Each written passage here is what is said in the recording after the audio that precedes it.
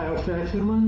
Hoje eu moro em Curitiba, mas eu nasci em São Paulo, capital, em 8 de janeiro de 1958. Sou do século passado. Eu sou filho de pais imigrantes, né? Meu pai veio da França, minha mãe veio da Polônia, veio de uma família judaica. Eles vieram antes da Segunda Guerra Mundial, vieram pequenos, e cresceram, se encontraram e casaram em São Paulo.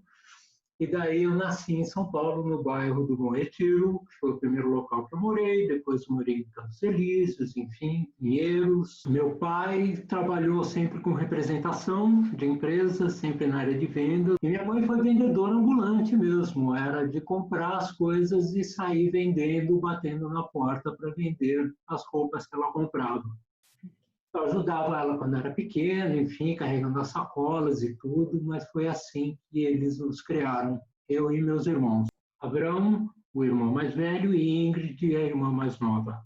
Minha irmã é médico e minha irmã trabalha com a parte de produção de eventos. Sou do tempo que a gente brincava na rua em São Paulo, né? Jogava bola com os amigos do bairro, enfim, andava de bicicleta no meio da rua, frequentava clubes em tudo, enfim, era essa vida que nós tínhamos, né? Estudei no Colégio Riachuelo, onde eu fiz a parte do meu primário, né? Depois a gente fazia um exame de admissão para ir para o ginásio. Eu entrei no Colégio Estadual Larico Silveira, que era uma escola de renome em São Paulo, enfim, onde eu estudei até a terceira série do ginásio.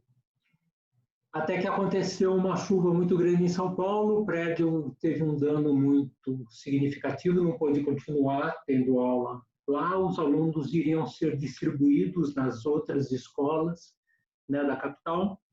Daí eu fui para o Mackenzie, onde eu terminei a 8ª série, né, que é a 4ª série do ginásio. E daí eu fiz o curso técnico de Química. Eu fiz o curso técnico incompleto, porque eu fiz até o 3º ano, que era o que correspondia ao científico. Daí você podia prestar vestibular e você tinha o título do colegial completo. Ou faria um ano de estágio e teria o título do técnico em Química. Não cheguei a ter o técnico em Química porque eu entrei em farmácia bioquímica, que foi onde eu me formei basicamente.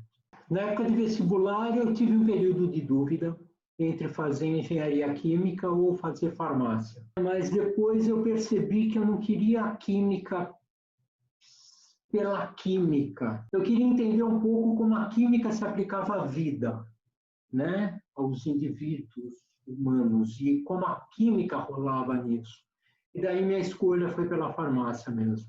Fiz na USP, na Faculdade de Ciências Farmacêuticas da USP. Eu entrei em 76, foi o meu primeiro ano, né? Eu tinha 17 anos quando eu entrei na faculdade.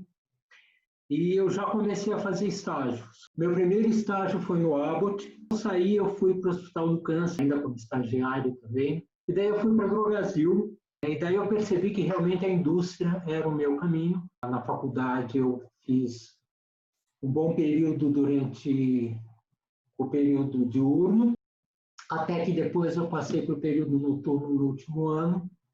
Comecei a trabalhar na Sintex já como funcionário, não como estagiário, que foi o meu primeiro emprego, efetivamente, na indústria farmacêutica. E eu trabalhava em desenvolvimento de produtos. Fiquei 6 anos na Sintex, né, até que, enfim, eu cheguei a concluir o meu ciclo dentro da Sintex e fui trabalhar no Cristália, em Itapira. Aí foi a primeira vez que eu saí da capital e iniciei minha vida meio nômade. Saí de São Paulo a primeira vez, foi difícil. Itapira, na época, também era uma cidade muito menor do que São Paulo, né? Então, aí realmente teve um período de adaptação. Eu sou casado com a Ivânia, também é farmacêutica. Eu conheci a Ivânia no dia da matrícula na faculdade. Nós somos colegas de turma, né? Iniciamos juntos. Nós começamos a namorar já no primeiro ano de faculdade, mas fomos nos casar bem lá para frente, né? Então, nós nos casamos, daí hoje nós temos 3 filhos. Daniel nasceu em São Paulo. Quando ele tinha 7 meses, nós mudamos para Itapira. Dali em Itapira nasceu a Laís, quando nós estávamos lá, enquanto eu trabalhava no Cristália, mas depois eu fui para Johnson Johnson quando eu saí do Cristália, inicialmente ainda morando em Itapira, entrei na Johnson de Jaguariúna e daí eu continuei em Itapira, depois decidimos mudar para Campinas. Fiquei em Jaguariúna por um período, daí fomos para os Estados Unidos, que eu fui pela Johnson, fiquei quase 2 anos nos Estados Unidos. A minha saída do Cristália, na verdade, foi por um anúncio. Na época a gente olhava os jornais, né, os anúncios de emprego vinham nos jornais, estava procurando um pesquisador, algum farmacêutico, para trabalhar em Jaguariúna, na unidade da Baby. E eu me candidatei por essa vaga e fui aprovado, enfim. E daí que eu iniciei a minha carreira na Johnson. Aí teve uma movimentação interna, eu passei para a Baby efetivamente. E daí que eu tive a oportunidade de ir para os Estados Unidos, enfim, trabalhar lá na central, no laboratório internacional da Johnson Johnson, por quase 2 anos. E aí foi bastante interessante. Teve a unificação da Johnson, ela fechou todas as unidades que tinha, né, em vários locais aqui no Brasil, centralizou tudo em São José dos Campos. E quando eu voltei para o Brasil, eu já voltei para São José, onde ali nasceu a minha terceira filha, a Beatriz. Fiquei na Johnson 12 anos. Da Johnson, depois eu fui para o Grupo Boticário. Iniciei como gerente de pesquisa e desenvolvimento, daí que foi a minha mudança para Curitiba, né, onde eu vivo até hoje. Eu fui assumindo algumas outras responsabilidades até a minha saída dentro do grupo.